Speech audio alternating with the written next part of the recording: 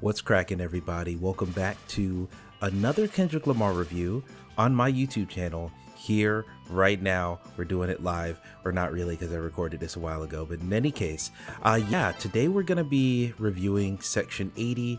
Of course, if you've seen the last video, you know I'm reviewing every single Kendrick Lamar studio album that I haven't reviewed on my channel yet. So I did Damn back when that came out in 2017, but I never did a full review of any of his other albums despite being a massive fan.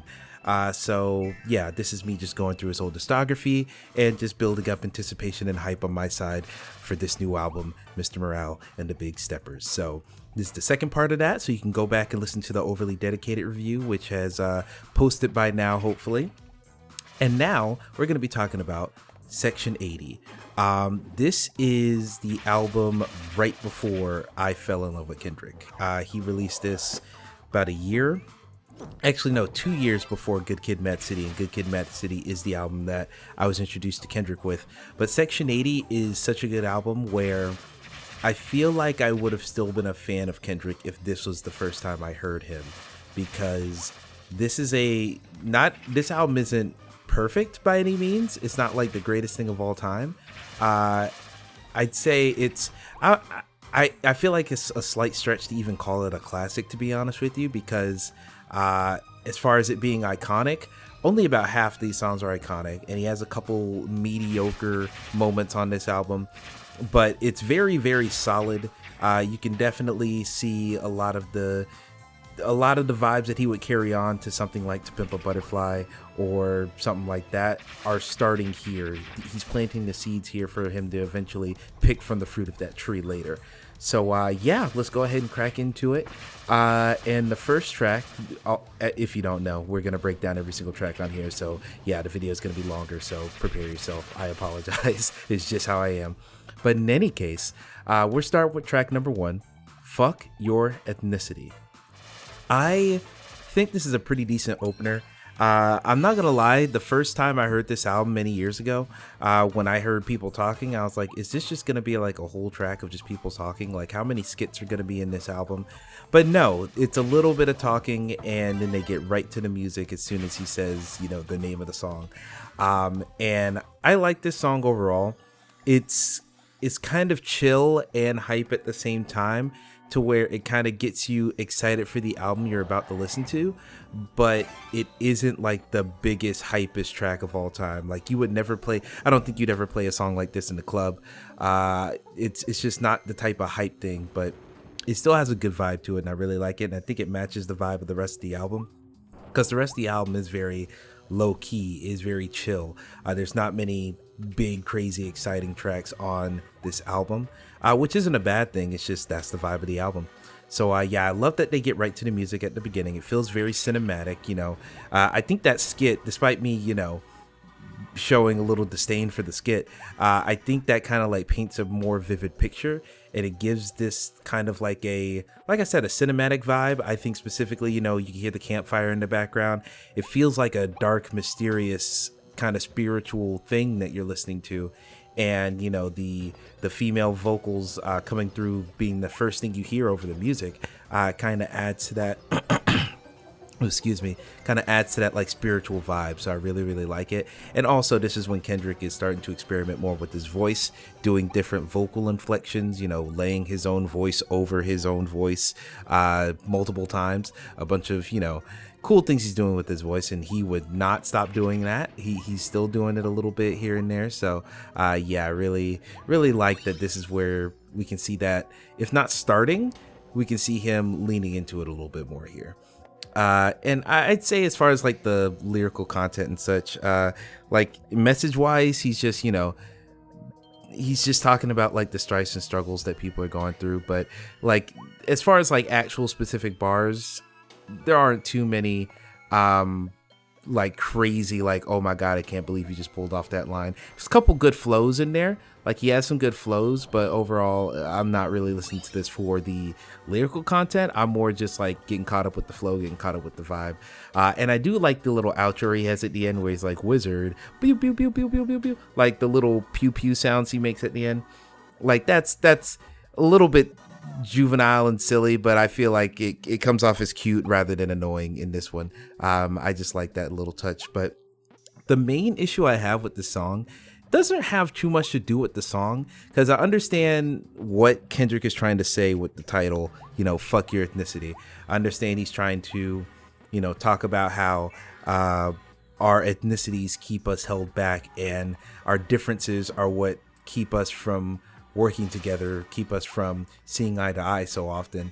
And I understand he's trying to, speak against that by saying, fuck your ethnicity, fuck our differences, because then we can be brought closer together. But in my perspective, I think it's not about fuck your ethnicity. I think it should be at least about seeing each other's differences and being okay with them. It's not about ignoring that people are different. It's about accepting that they are different and not having that be a thing that we need to feel bad or upset or jealous or anything about. So once again, I think I like where he's coming from. I think he's coming from a good place here. But yeah, this is totally like, no offense, because this album did come out in 2011 this album came out. So, this is smack dab in the middle of the Obama era, so I don't blame him for this. And plus I can speak with the hindsight of being post-Obama era now, but this is totally like peace, togetherness, love, we're all together now. Like, this is the vibe that the Barack Obama years had on all of us, not just Kendrick. Like, we're like, oh man, we can all work together, it's fine, we just got to be colorblind. And it's like, no, it's not about being colorblind, you got to see me for who I am, you just got to accept it. So yeah, that's my biggest quote-unquote beef with this song, but even that isn't really too harsh, because Kendrick didn't know any better at the time. It was a different time back then. And also the song is still pretty fucking good. So, it is what it is. But this next song, I consider this next song maybe top 10 Kendrick songs of all time. And that track is Hole Up. I love this fucking song. I think it is a perfect combination of a great flow, just a great beat. I think it's also like Kendrick comes off as very charismatic on here and very like above it all. Like, it's clearly like a type of song that's written after he's already like been a success, and he's not necessarily reminiscing about it, but he's like enjoying the success that he's at this point. Because at this point, when this album came out, I want to say this was around the time that Snoop Dogg passed the torch to Kendrick. Like, I think a year or so before Good Kid, Mad City came out. Snoop Dogg had that famous video you've probably seen on YouTube if you're a massive Kendrick fan like me, where Kendrick was performing with a whole bunch of West Coast greats. The Game was up there and a couple other folks, and Snoop Dogg was up there and was like, yo, you next up, homie, you next up. Like, passed him. I don't know if it was necessarily just passing him the chain, but just like basically metaphorically passing the torch, and Kendrick was up there on stage crying. And it's a really nice moment. It's a really pleasant moment. I remember, this is another non sequitur, I'm going to get back to the song, but I did a presentation in college once on Kendrick for poetry class, and I used that video in that class, and it's a very nice moment. So this song seems like it's kind of written from that perspective of he knows he's on the way up, and kind of like not necessarily a victory lap, but just like I really am that guy. Like, I've done it. I not even that I've made it, I am making it. And so it's, kind of a self-conscious thing there. So yeah, the beat has like what I wrote here in my notes. And yes, I wrote notes for all these albums as I was listening to them. So I'm not super off the cuff in all these videos, but the beat is kind of like a chill, like TV Land intro. If y'all remember TV Land, I don't know if they still got TV Land on like that, but that was a channel that had all the old sitcoms from like the 70s and 80s and stuff like that. This sounds like some old ass like Golden Girls, All in the Family ass intro theme song. But then they take that and put some like boom bap over top of it, and I think it just like it hits, bro. It's just, this is a top tier beat. I just love this beat so much. It's the type of song that you could skate to at like the roller rink, like at Cascade over in Atlanta. And I'm in the suburbs of Atlanta, so I can that's the reference I'll make. But yeah, it definitely has that vibe where you just want to glide to it. It's just really good. Also, maybe a decent like road trip, driving on that interstate. put your hand out the window and let the wind like make it wave. Like this is the type of vibe that this beat has. And then of course the flow is just fucking great. Just that chorus as well. Hold up, now real shit poppin', everybody watching, and you do it like this, nigga, losing ain't an option. Hold up. It's just like you feel like Kendrick has like this swagger on this song, and it's really intoxicating. And even if it's not his most barred up song, like he's not throwing crazy punchlines everywhere, I still think this is like a top tier song. This is just everything I want. Everything I've come to love from Kendrick, but done in his own unique way. Because he's done songs where he's, you know, talking his shit before, but he'll come to the level of other contemporary acts where he'll be rapping on a more trap beat, you know, things like that. But here, this is him having that type of bravado, but on his own wavelength instrumentally. And not saying that that's better, because of course I love Damn. I think that album's great. You can go look at my review. But this is what I think of when I think of Kendrick. So yeah, I love Hold Up. One of my favorite songs he's ever made, really. And then we have another song here that I think is very famous. I think a lot of people like this song. I am not the biggest fan of it. And so this song is A.D.H.D. Really, it just comes down to the beat on this song just throws me off. I don't know what it is. Like every time I listen to it, it's just like it's not hype enough for me to like get turned up to, and it's chill but in a way that I can't quite vibe with. It's doing like this like wavy kind of like in a movie where a character smokes weed for the first time or they do acid for the first time. It's like that type of sound effect, like in a stoner comedy where they're like, whoa, like that. Like, I don't know what that instrument is called, but it has that kind of sound to it, but it's like fading in and out a little bit. Like it's one little sample that is played outward and then reversed inward over and over again. And it just doesn't sound very pleasant to me. It's just like, I don't know if it needs more to it, because the track kind of like they add some boom bap and drums on top of it throughout, but they add it in increments. Like it'll be in there for, you'll have like 4 bars where it's just that weird wavy beat, and then 4 bars where they add drums and such, and then it goes back to the weird wavy beat by itself, and then they add drums, and then they just keep going back and forth. And so I can never like quite catch the feeling that the track wants me to have. And I will say also, this is very similar to on the last album, Overly Dedicated. Ignorance is Bliss had a similar problem to this track. It was way more severe on Ignorance is Bliss, but I don't know. I feel like I'm in the minority here. I think a lot of people like A.D.H.D. I know that was one of the big tracks on Grand Theft Auto 5 when that came out. I remember listening to it a lot because I was a big Kendrick fan, and that was pretty much the only Kendrick song on there. They didn't have anything from Good Kid, Mad City yet. So yeah, I feel like it's a weed song, but it's like not super duper. It's not about weed in the way that a lot of these songs are, but it definitely has the vibe of like a smoker song.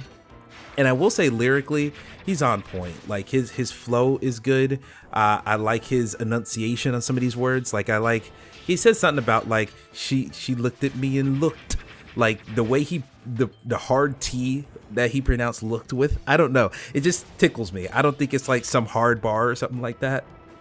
I think it's just a fun thing whenever I listen to it. I'm like, he did the thing where he pronounced that T hard as fuck. But yeah, it's just, the song's fine. I feel like I have a lot more nitpicks on this song just because the beat doesn't quite hit with me.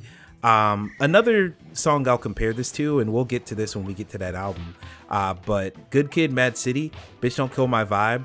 I feel like that beat suffers a lot from the same thing that is going on with A.D.H.D, but that is even fixed to a certain degree.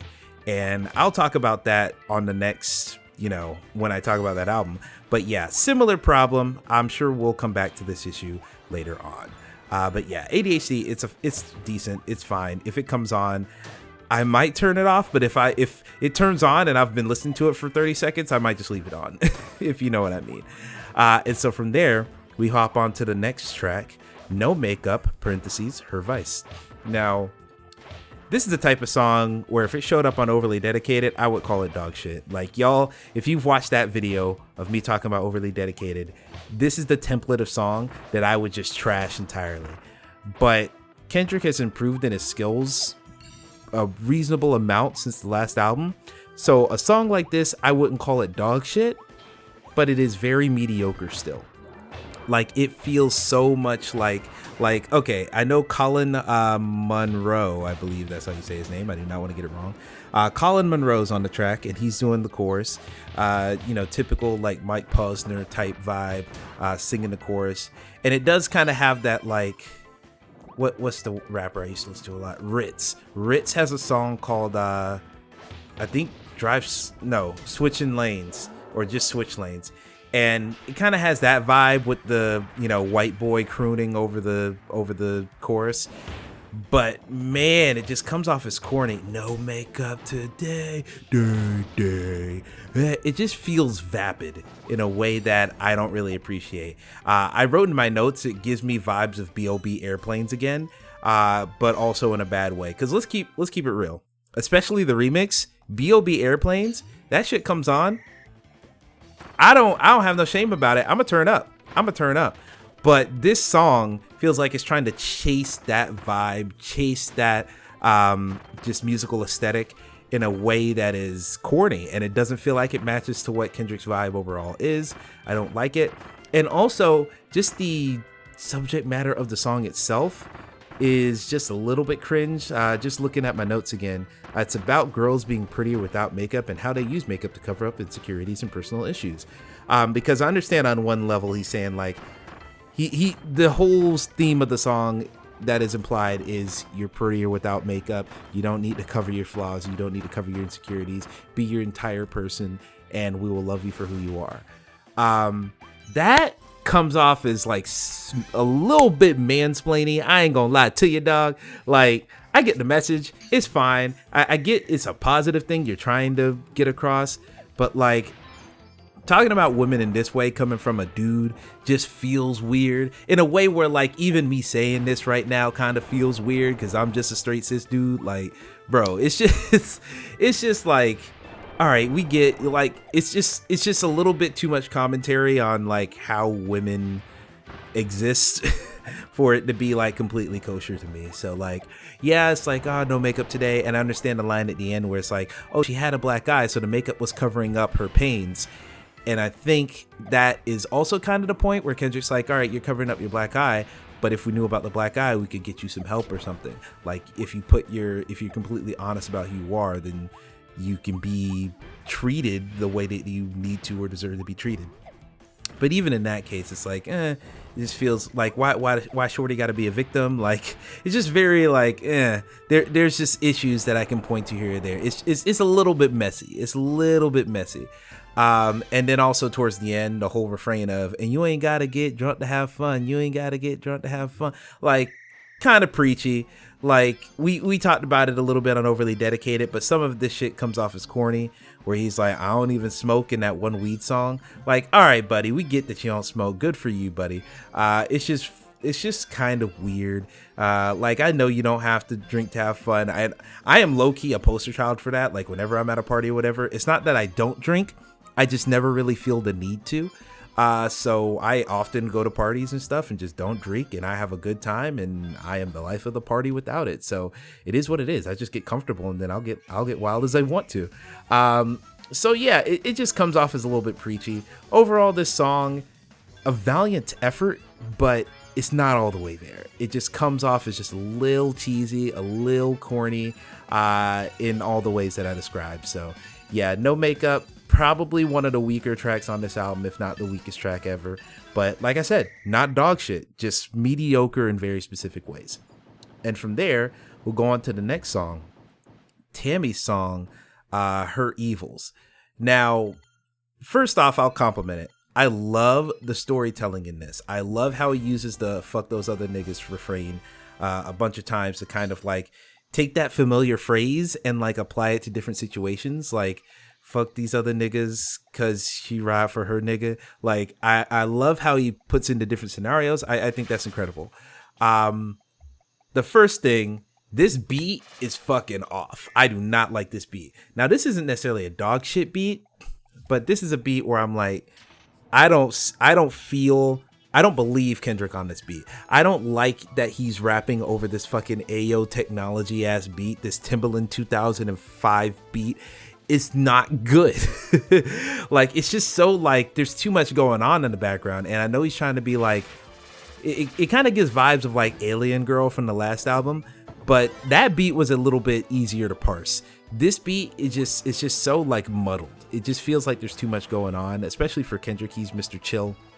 Like, can we get something more simple or something just with less noise in the background? I just don't like it. And if you don't know what I'm talking about, Ayo Technology, it was a 50 Cent and Justin Timberlake song from back in the day. Go back and listen to that song and you'll see what I mean. It is a very similar beat. It feels like they were trying to just copy that vibe, copy that sound.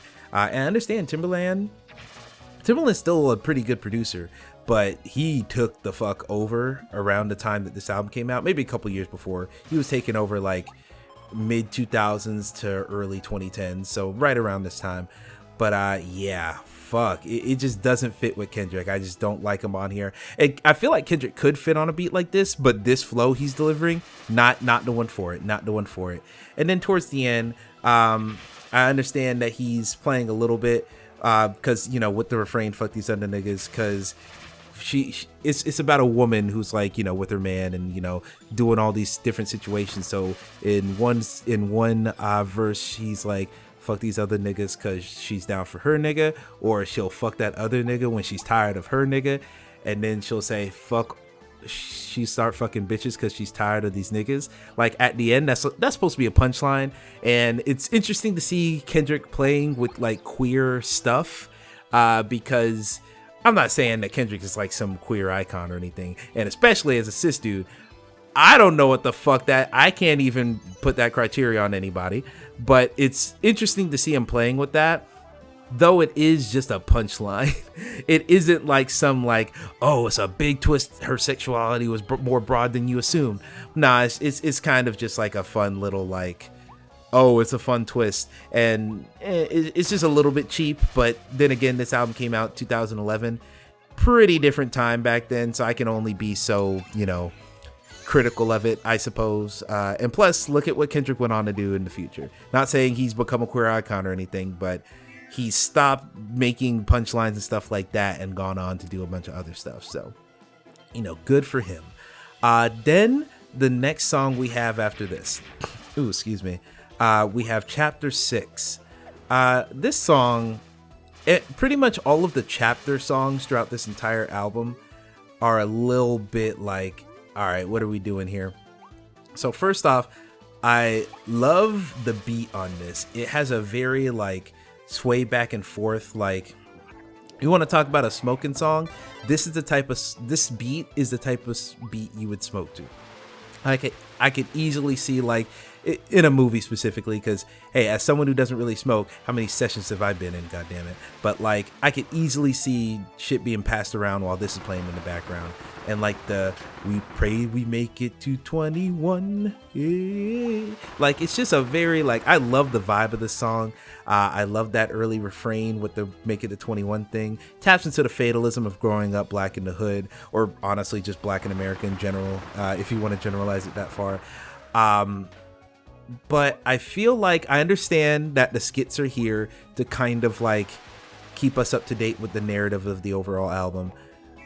But these songs, like, the beats are so good, and the words that are being said, as far as like the small verses, the small chorus, like, those are so strong, where when you get to the back half of the song and it's just more skit, it's like, damn it, this really could have been a cool, good, fun song.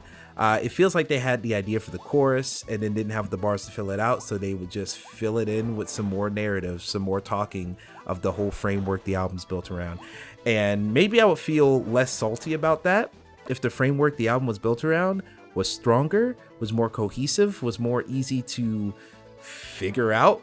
But yeah, I'm a little salty on Chapter 6. Chapter 6, it's a pretty good, I don't even want to say it's a good track, because it's not really a track, it's more of an interlude. But like, God, it just, they know how to make some really good sonics, and I wish they would just make those sonics into full sounds rather than just compliments of the skit stuff. So yeah, chapter 6, that's what I think about that one.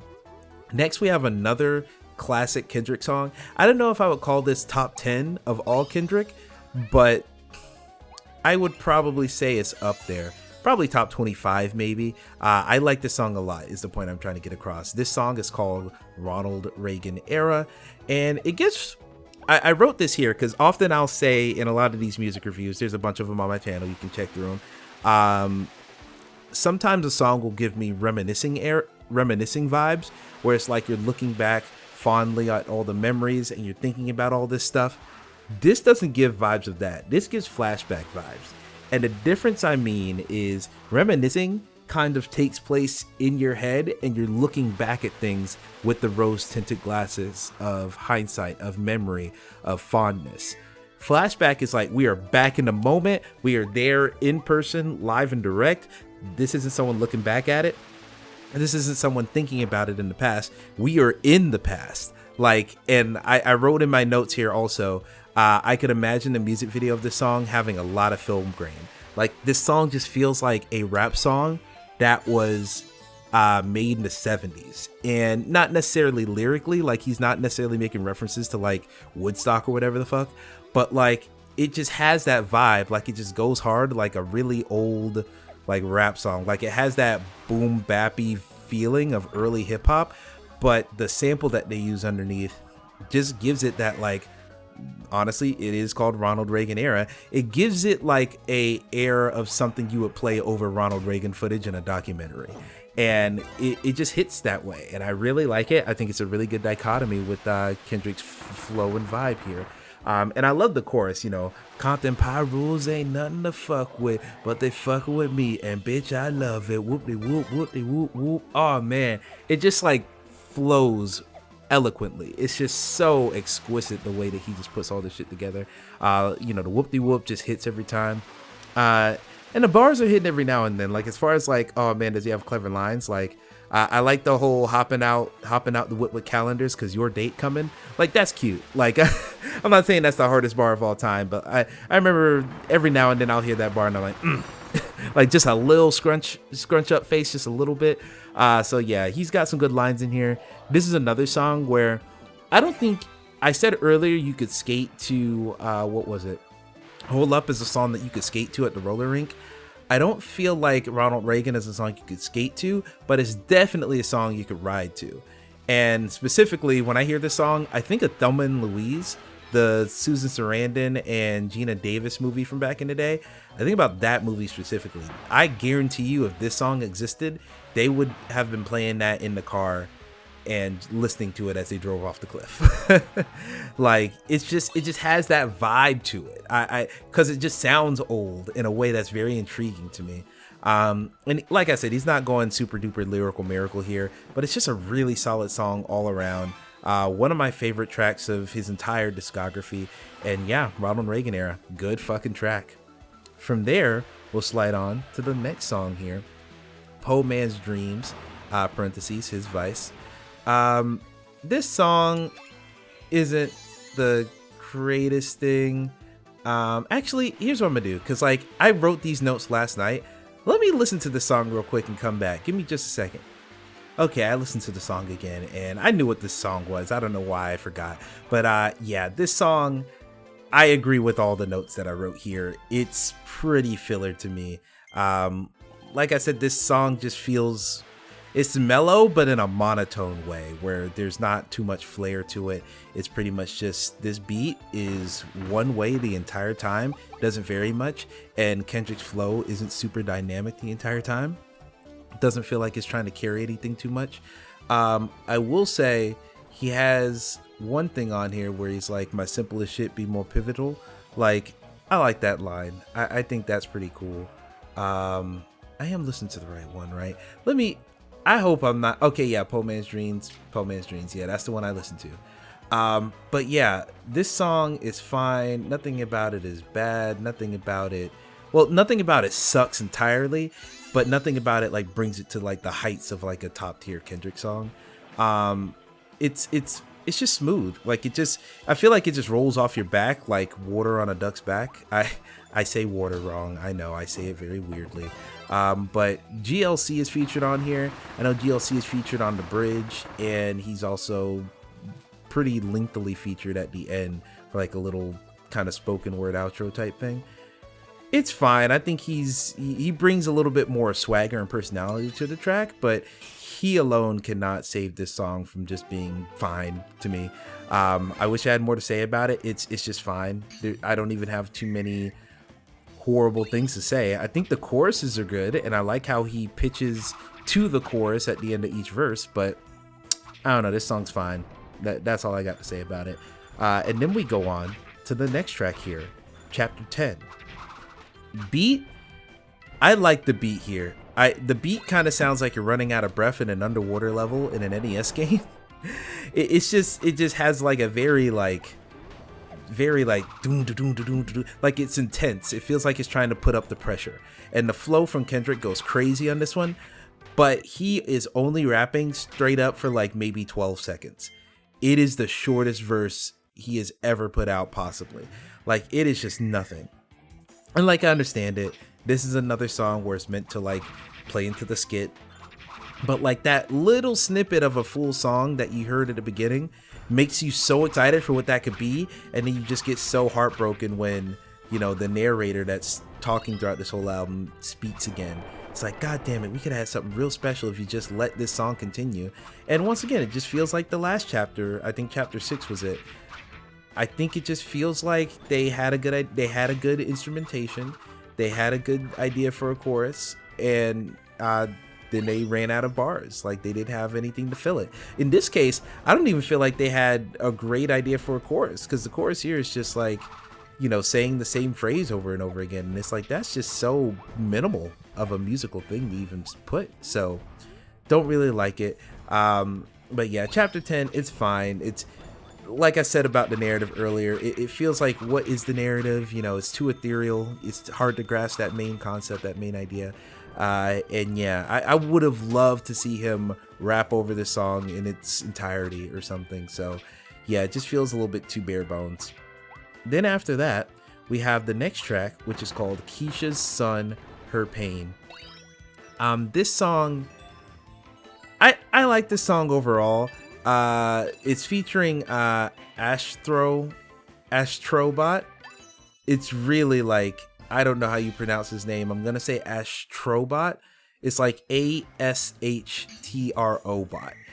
Like the PlayStation mascot is what I wrote in my notes.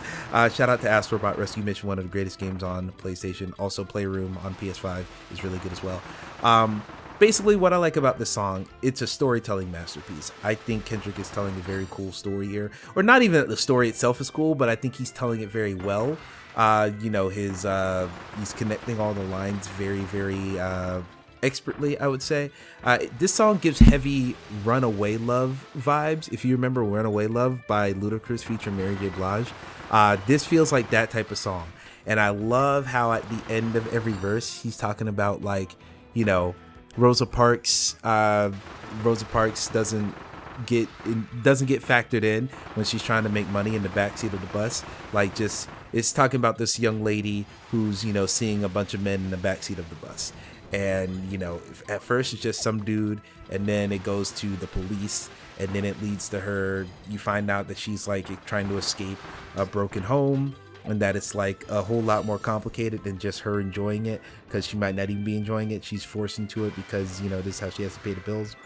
And then it ends up with her being taken advantage of against her will and ending up stabbed in the back seat of this bus. And it's upsetting. It's not a pleasant song. It's not a pretty sight to talk or think about, but I like the parallels. Like, I like the Rosa Parks bringing it up, because it's like, yeah, it's like a shame on us when our ancestors were, you know, breaking all this new ground for all of us, and here we are with that chance and doing all these low down dirty things. But at the same time, this is the world. Like, yeah, the ancestors did a lot, but like, it's still fucked out here, and we got to do what we got to do to make it through every day in this world. We can't really hold ourselves to the standards of people who live in a completely different world than us. So I think that's an interesting dichotomy to portray and discuss. And the song does come off a little bit preachy, because I feel like there's a lot of songs like this, and even Runaway, I love the song I was talking about. A lot of these types of songs for male rappers kind of have this whole sex work bad, like that's the whole premise of it. And you know, a lot of people, including myself, have a different perspective on sex work nowadays, because what it means to do sex work is so much more broad nowadays, where it's not just, you know, going in a grungy place and doing something devious. Now it is a lot of hold up, okay, sorry. I was fiddling with something down here and almost got distracted.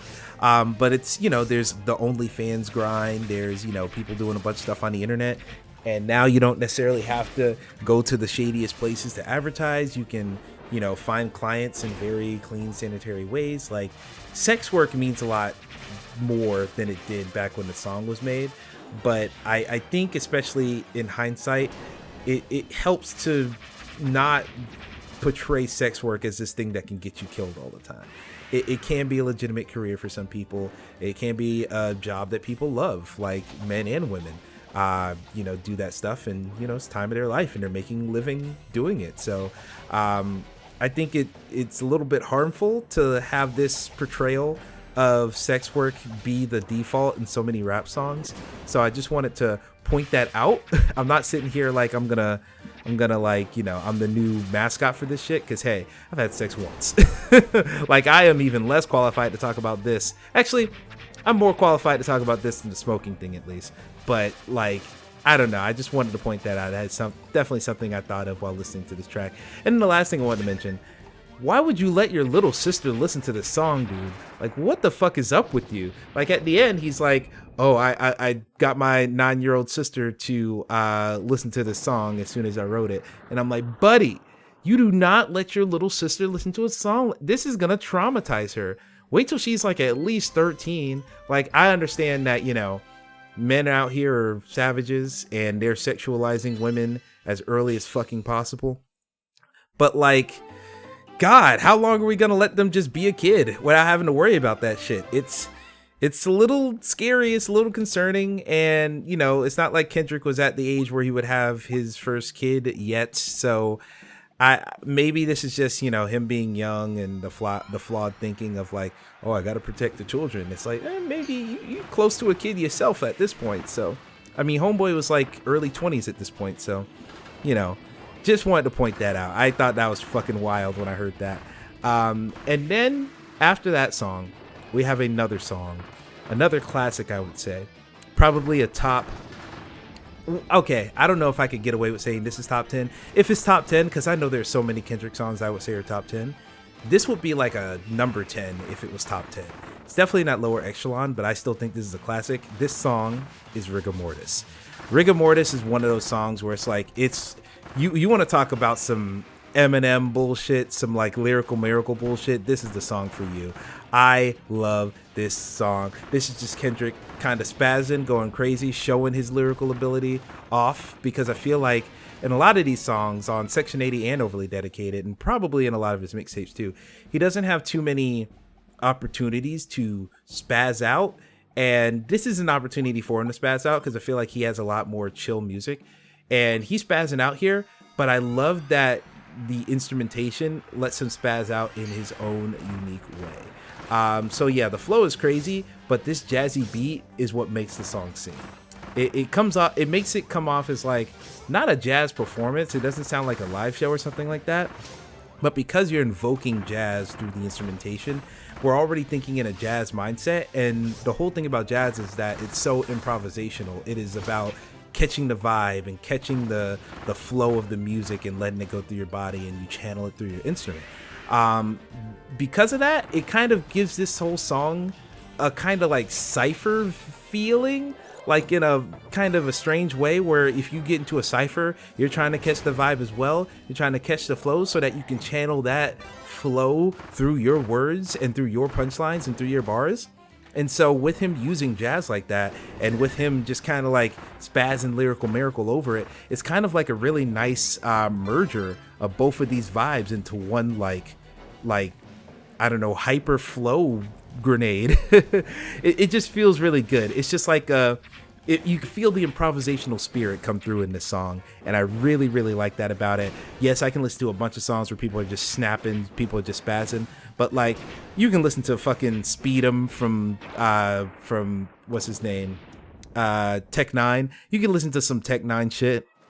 It won't sound as improvisational as this song does. You know, I'm not gonna like go into Tech-9 because I like some Tech-9 songs. I'm not even gonna roast them or anything, but that is what I think is so special about Rigor Mortis. It kind of has that like, oh, he's just leaving Earth naturally, rather than him having to practice these words a million times and find what's a word that matches with this word. And like, you don't feel the meticulousness of it, you just feel the expression of it, and I really like that. And then the last thing I'll say about this track, the quote, "I'm Marilyn Manson," hindsight cringe. Like, especially after what we know about Marilyn Manson nowadays, it's like, bro, I probably wouldn't call yourself Marilyn Manson, but this was a decade ago, so it is what it is. Then again, I feel like a decade ago, maybe some of that stuff was possibly an open secret that he had done. People knew he was crazy and shit, but like, homeboy has had a fucking life is all I'm gonna say. So yeah, that's all I'm gonna say. I mean, I discussed that a little bit in my Donda review that I wrote on VGU.tv, so if you want to go look me up on VGU.tv, you can there. But yeah, Rigor Mortis, great track despite the Marilyn Manson reference. Then we have another song here. I would consider this one a low-key classic. I don't know if I would place it in like my top Kendrick tracks, but I think this song is solid. I think it is like I said, a low-key classic, and that song is Cushion Corinthians featuring BJ the Chicago Kid. I love the way this track builds. It just has like a nice like running momentum to it, where it kind of starts more relaxed and then it slightly builds up the ante as the song continues.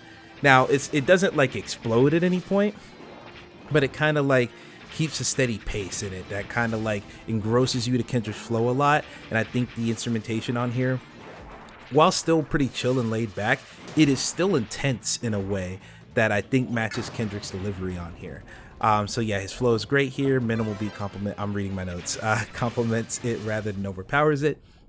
That's another thing. For as intense as this track feels, the instrumentation, the beat never overpowers Kendrick. It is all about Kendrick's voice here. He sets the cadence, he sets the tone, and it feels like the beat is following his lead in a certain way. And I love how he flows right into the hooks. This is something he did earlier on other tracks on this album that I mentioned before. I am not going to scroll up because I don't want to lose my place, but I love when he just has his flow go right into the hook, like a seamless sentence. I really, really do love that. And my biggest favorite thing about this song, if y'all remember on Overly Dedicated's review on the song ROTC, I hated that they had BJ the Chicago Kid on there. And it sounded like BJ the Chicago Kid just sung a little bit and then they just put it over any old beat. Like, it seemed like BJ was singing and couldn't hear the beat he was singing over. It just did not match at all. But this time, no. Like, BJ knows the beat he's on and he is fitting it appropriately. Of course, BJ's never going to sound bad. He has a great voice, just a fairly iconic voice, I would say, for people like me who grew up in this specific generation. But yeah, I think it's great that he finally came on this beat and is actually hitting the correct pockets, and he just sounds like he fits here finally, and I love it. The only thing I'm a little salty on, I feel like half of this track, a full half of this track is BJ the Chicago Kid. And it would be fine if the percentage of the track was 50%, but he had like a chorus here and there and would pop in and pop out, then pop in and pop out. No, here it's like, all right, he sings for a verse and then he just like says, smoking my cushion, reading Corinthians like 17 times at the end of the song. It just feels like it drags on just a little bit too far. And that's my main beef with it, where like I said, I love the energy of this track, but like BJ the Chicago Kid, for as much as I love you, you could have we could have took off a good 30 seconds of your contribution here, and I don't think the song would be worse for it. So Cushion Corinthians, very good track. It's a track where I never like think about it. I'm never like, oh, turn on that Cushion Corinthians, but every time I listen to it, I'm like, fuck, this sounds good. Like, this is the type of shit where like Dying of Thirst would have similar energy to this, or Black of the Berry kind of reminds me of a similar vibe to this, just a little bit. But Cushion Corinthians, great track. After that, we go on to the next track, Blow My High, parentheses, members only. First off, this is another low-key classic track similar to Cushion Corinthians. The R.I.P. Aaliyah refrain is so great. This 4-page letter-ass beat, I think it's just so good. This is the type of song where I talked earlier on the overly dedicated review how a song like Alien Girl, it was trying to be for the girls, it was trying to be for the women, it's trying to be, everyone needs a song for the ladies. Every rapper needs a song for the ladies. Alien Girl, lyrically, was a song for the ladies. Instrumentally, that song was scaring the hoes. Like, I'm gonna keep it real with you. Alien Girl was not it. You play that in the car and shit's getting dry.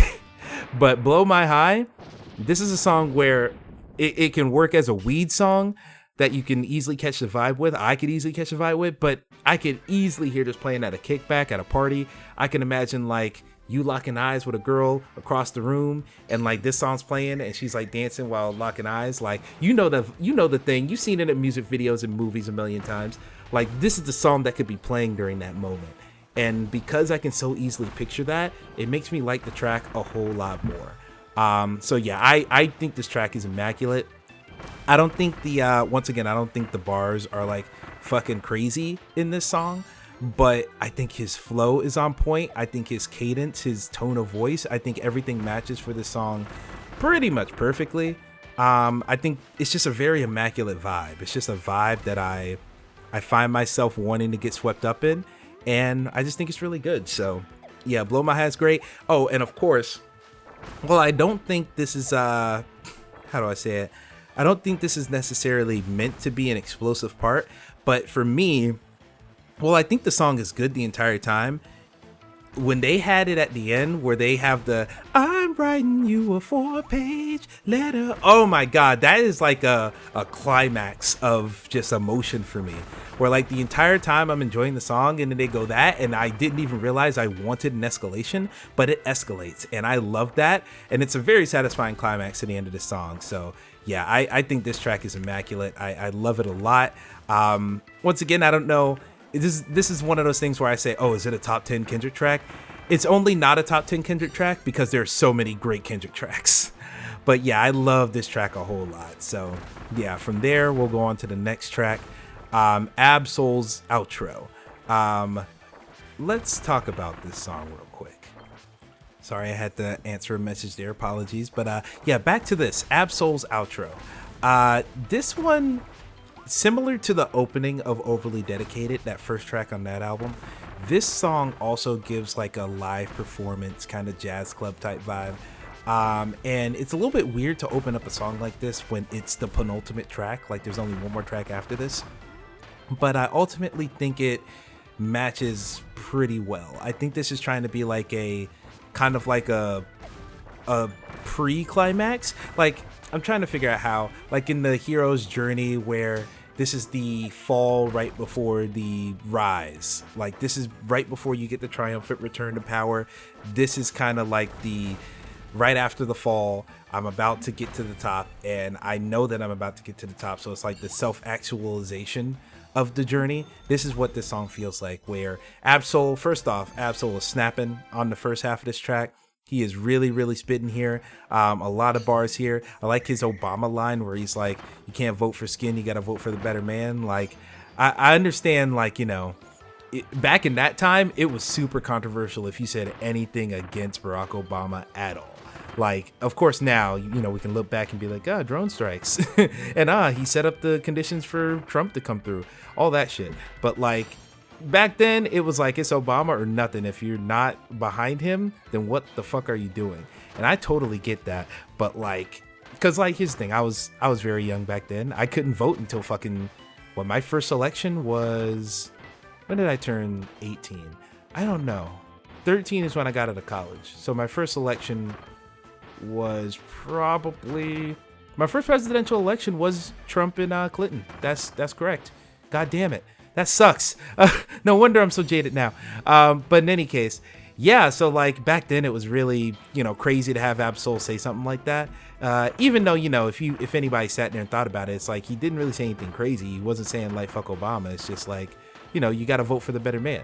And yeah, I think Ab-Soul was just, he's making some good points on this verse, basically, is what I'm trying to say here. And then Kendrick comes on. And Kendrick isn't rapping here. He's not putting rhymes together at all, but it's just a spoken word little piece here, just kind of saying his mission statement and just like talking about who he is as an artist and kind of like putting himself out there on the world stage in a way where, people are going to know who he is. And it feels like he knows that people are going to know who he is after this album and after this track. So this is just him being like, hey, I'm Kendrick. This is what I stand for. This is who I am. And fuck him up with the instrumentation, Terrence. And I really like I like the feeling of his spoken word here. I love the energy. I love his delivery. You really feel the energy coming out of his voice here, even if he's not rapping. And so, yeah, I really like that. And you can very easily see the vibes of To Pimp a Butterfly.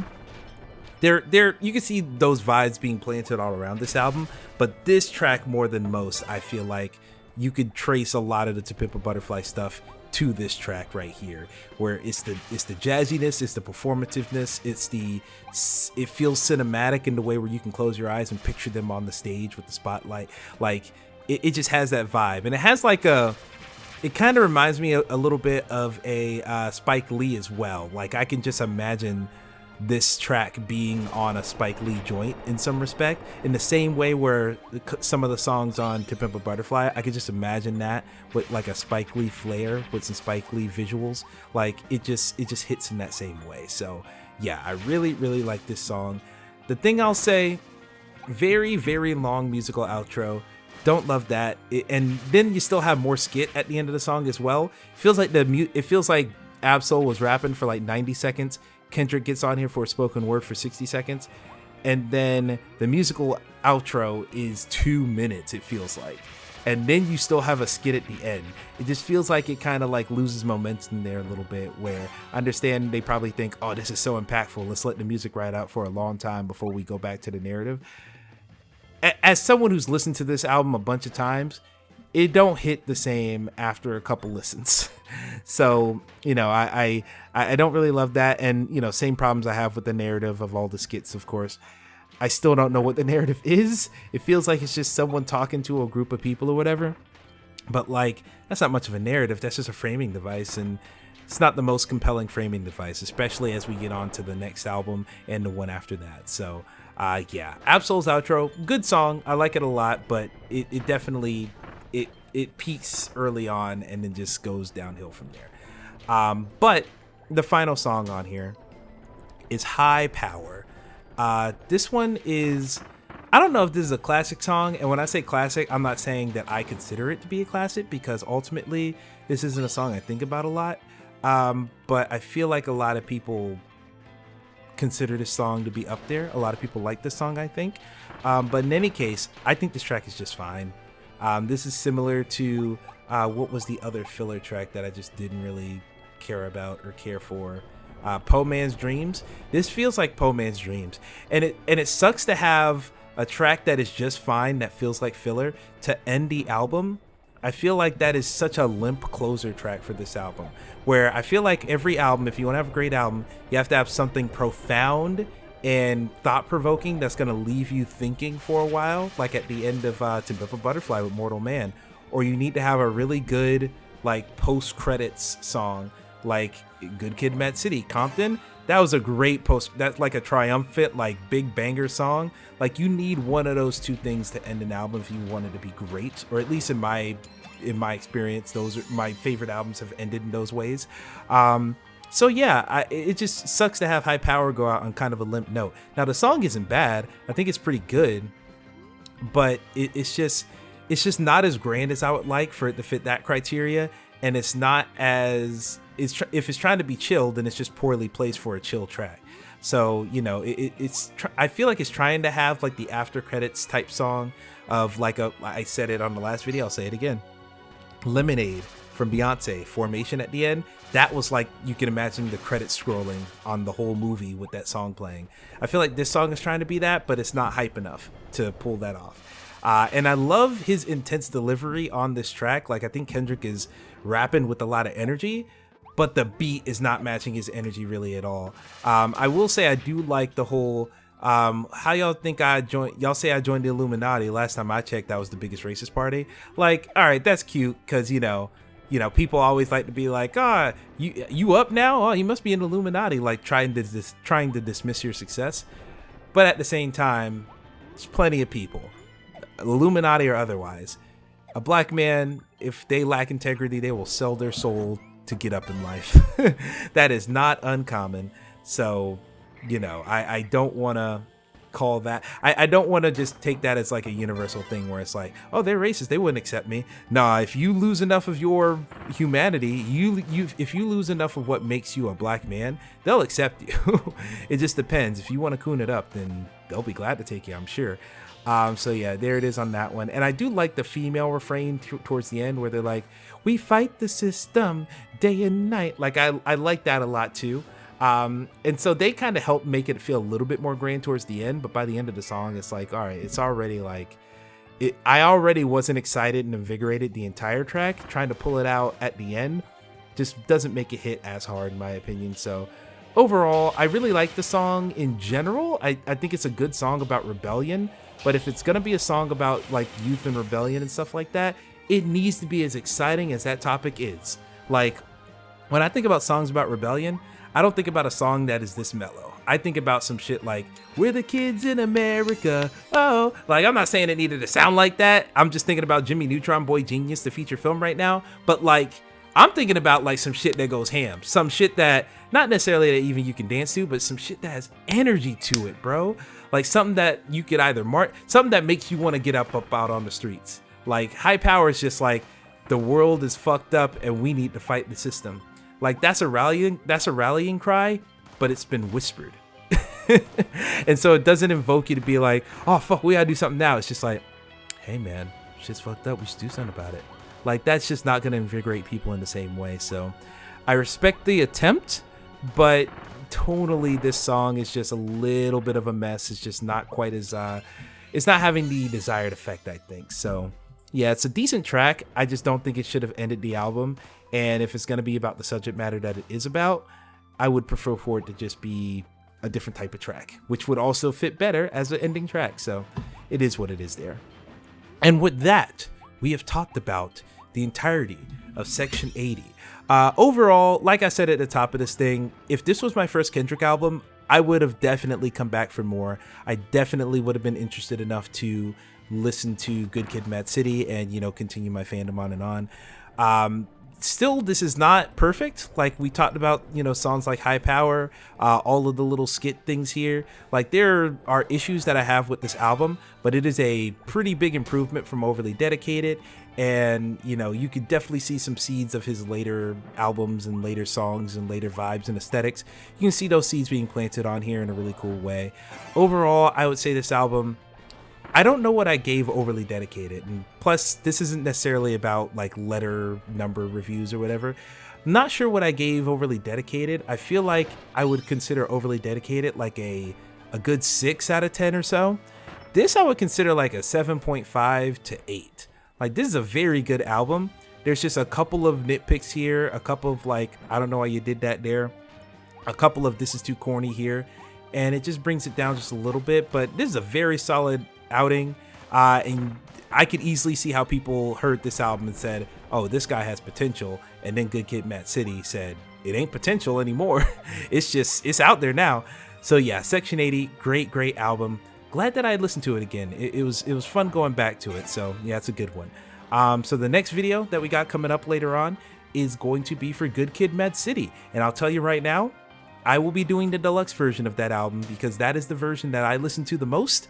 And I want to talk about those deluxe tracks because some of those deluxe tracks are some of my favorite Kendrick Lamar songs ever, not just on the album, but ever. So I will be talking about that version whenever I whenever I get to that.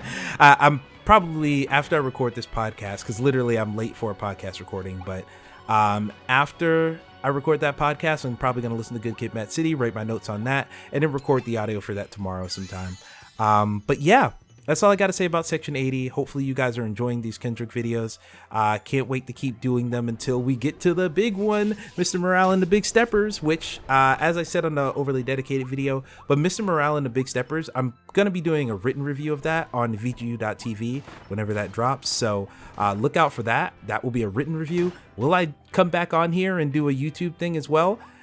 Maybe. It might not be on my channel. I might put that on the VGU YouTube channel, but since I'm doing the old stuff, I'll keep that on my channel. But in any case, look forward to all of that. If you want to follow me on Twitter, that will be in the description, EJSpun61. And I think that's pretty much it. So I'm going to go ahead and wrap it up, and I'm going to get on this podcast here. If you want, listen to the Players Club podcast. We talk about video games and stuff. So if you want to follow that, that's on VGU.TV as well. But that's enough from me. I have been Emmett Watkins Jr., also known as EJSpun61 on all places on the internet. And as I always say, keep it real, keep it trill, and play on, playa. Peace out, y'all. Actually, the play on play is something I just keep for the Players Club podcast. I just say keep it real, keep it trill, and everything else. So do that. Peace out, y'all.